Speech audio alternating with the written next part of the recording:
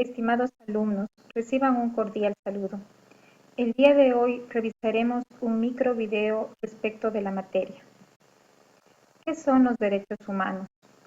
Nos hemos preguntado a nosotros mismos, lo hemos hecho a nuestros familiares, amigos y conocidos. Los derechos humanos son aquellos derechos que tenemos por el simple hecho de ser seres humanos, sin importar la etnia, el color, el género, el sexo. ¿Por qué a los derechos humanos se los conoce con diferentes denominaciones? Pues todo depende de algunos factores, entre ellos las posiciones filosóficas, que son materialistas, idealistas, por ejemplo, o las posiciones científicas, en donde tenemos la ponderación o donde unos derechos priman más que otros y las razones. Tenemos la parte ideológica, en donde si es católico, su modo de pensar es ateo. La historia en sí, la cual nos ha dado pausas de cómo han ido evolucionando estos derechos humanos, o la cultura, porque como saben, no en todos los países se tiene la misma definición o incluso no se los reconoce. ¿Qué es el poder? El poder es la potencialidad de que un tercero haga o realice lo que le solicita un primero. Por lo tanto, existe subordinación de este tercero para con el primero. Si bien en un inicio esto era muy crudo, muy fuerte, luego pasó a haber una protección por parte de este primero para con el tercero. Y este tercero obedecía a su amo y señor. Más tarde, Ciro, en Babilonia, dio un paso muy importante. Él abolió la esclavitud y mandó a que la libertad de religión e ideas sea aceptada y también respetada. Él sabía que las ideas eran un ámbito muy amplio que permitía el desarrollo de los pueblos. Él estaba consciente de que las ideas de una sola persona no involucraba lo que pensaba el resto, y por tanto dio este gran paso de la libertad de religión e ideas. Para que ustedes lo recuerden, he dispuesto un gráfico y hay algunos otros más dentro de esta presentación que no son mías, son tomadas del internet. Pero he puesto la lápida de Ciro para que ustedes se tomen en cuenta cuán importante era este personaje. Posteriormente de Babilonia al resto del mundo pasaron los derechos humanos a Grecia, India y Roma. Tenemos dos cuadros sinópticos en donde vamos a revisar el primero y ahí analizaremos el lugar, año, hecho, qué se dio y si se dio. En Roma, en el año 27 a.C., se aparecieron las obediencias a ciertas leyes y esto se conocía como ley natural. Lamentablemente eran respetadas a conveniencia. Luego en Inglaterra, 1000 años después, Juan sin tierra da la primera constitución del mundo. Aquí significa que hay un desarrollo y aparece la democracia. En esta constitución se da la organización territorial, se da la creación de un consejo y que incluso los impuestos tenían primero que pasar por resolución del consejo para saber si efectivamente eran efectivos o no. Más tarde, Gran Bretaña en 1776 da el hecho de un poder concentrado y por lo tanto no se reconocía la igualdad. Esto hizo que se diera la Revolución Anglosajona, la cual fue la pauta para la Revolución Americana y que se dio la independencia de los Estados Unidos. Como ustedes conocen, Estados Unidos fue conquistada por Gran Bretaña. Posteriormente, en 1789 en Francia, se da la Revolución Francesa y conocemos lo que es el derecho natural. Aquí, lamentablemente, Napoleón quiso terminar con la democracia, pero no fue permitido por la unión de los pueblos y los cuales lograron realizar acuerdos en beneficio de los derechos humanos.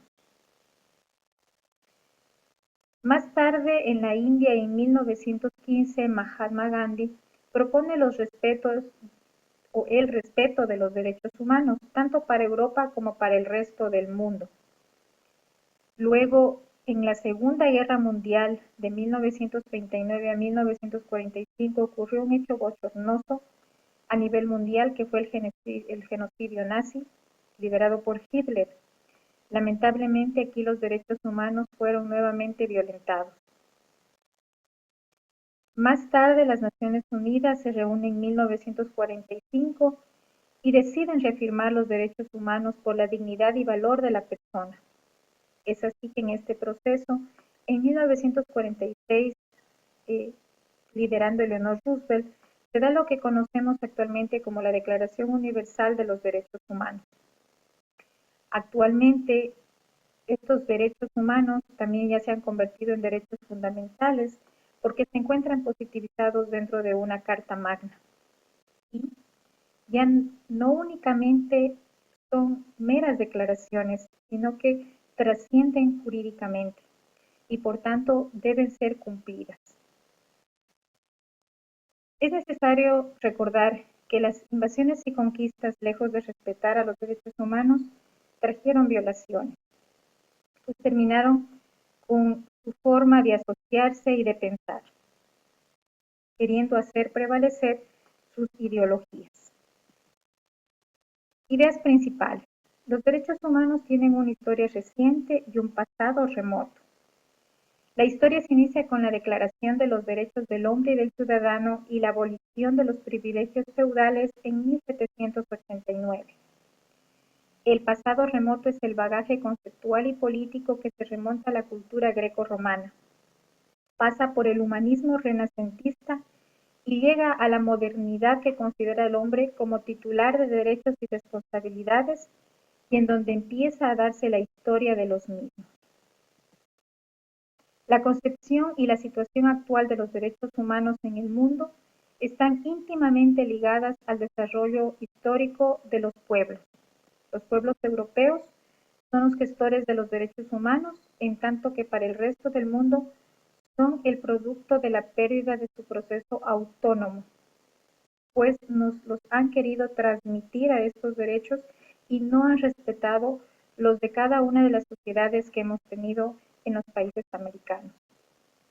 Idea principal y esquema respecto a la visión eurocéntrica de los derechos humanos y a la exaltación de la persona como ser autónomo.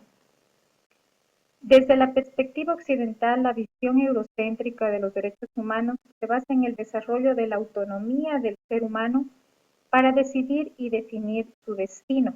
Así lo podemos observar a través de Sócrates, Protágoras y Heráclito. Bien, desde el punto de vista de la ética, Sócrates señalaba que el único demonio del hombre es su propio carácter. Protágoras, respecto a la autonomía, decía que el hombre es la medida de todas las cosas. Y Heráclito, con respecto a la libertad, señalaba que debemos conocernos a nosotros mismos. Ideas principales respecto a la democracia. El hombre es un animal político porque es el actor fundamental de la vida, de la polis. Polis quiere decir ciudad o estado. La polis fue la organización sociopolítica que dio vida y sentido a la filosofía fundada en el ser humano como depositario del saber y del poder. La polis se definía como la unidad individuo, sociedad, Estado. La democracia nació en la Grecia clásica como sistema basado en la pertenencia del hombre a la polis. La democracia también nació en el esclavismo como forma de organización económica y social. Las concepciones de las diferentes escuelas filosóficas griegas son el punto de partida de la idea del hombre libre y autónomo. En Edad Media, la preocupación teológica ocupa el centro de las reflexiones de universidades y conventos. El humanismo renacentista inicia la etapa de la consagración de la libertad y la autonomía como los atributos que hacen del hombre un ser maravilloso. La filosofía moderna concibe al individuo como un ser autónomo de razón y de naturaleza social. Es decir, ya no únicamente lo principal era el yo, sino que también ya en el humanismo renacentista se veía la necesidad de pensar en lo social, la sociedad. Les agradezco mucho su atención en el presente microvideo. Espero que haya sido de gran ayuda. Que tengan un excelente resto del día.